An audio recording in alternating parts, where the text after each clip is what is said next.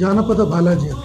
ಎಲ್ಲರೂ ಜನಪದ ಅಂದ ತಕ್ಷಣ ಅದೊಂದು ಹಾಡೋದು ಮತ್ತು ಕುಣಿಯೋದು ಅಂದ್ಕೊಂಡವ್ರೆ. ಜನಪದ ಅಂದ್ರೆ ಹಾಡು ಕುಣಿಯೋದು ಮಾತ್ರ ಅಲ್ಲ, ತೊಟ್ಟಿಲಿಂದ ಚಟ್ಟದವರೆಗೂ ಇರ್ತಕ್ಕಂಥ ಪಯಣವೇ ಜಾನಪದ. ಕರ್ನಾಟಕದಲ್ಲಿ ಸುಮಾರು 257 ನೃತ್ಯ ಕಲೆಗಳಿದೆ.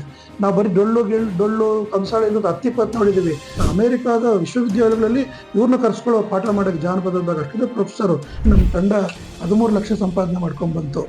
ಒಂದೇ ಒಂದು ಪ್ರಶಸ್ತಿ ರಾಜ್ಯದಲ್ಲಿ ಫಸ್ಟ್ ನಾವೇ ಜಾನಪದ ಗೀತೆ ಇದರಲ್ಲಿ. ಇದು ನಮ್ಮ ರೆಕಾರ್ಡ್ ಯಾರು ಬ್ರೇಕ್ ಮಾಡಿಲ್ಲ.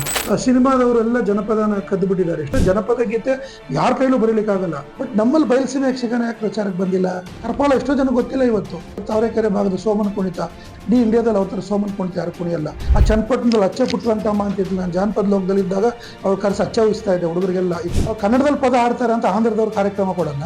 ಅವ್ರು ಆಂಧ್ರದ ಬಾರ್ಡರ್ ಒಳಗಡೆ ಇದ್ದಾರೆ ಅಂತ ಕರ್ನಾಟಕದವ್ರು ಕಾರ್ಯಕ್ರಮ ಕೊಡ್ತಾ ಇಲ್ಲ. ಎಲ್ಲವೂ ನಮ್ಮಿಂದಲೇ ಎರವಲು ಕೊಟ್ಟಿರ್ತಕ್ಕಂಥದಷ್ಟೇ. ಬ್ಯಾಕ್ ಟು ಫೆವಿಲಿಯನ್ ವಾಪಸ್ ಬರ್ತಾ ಇದೀವಿ.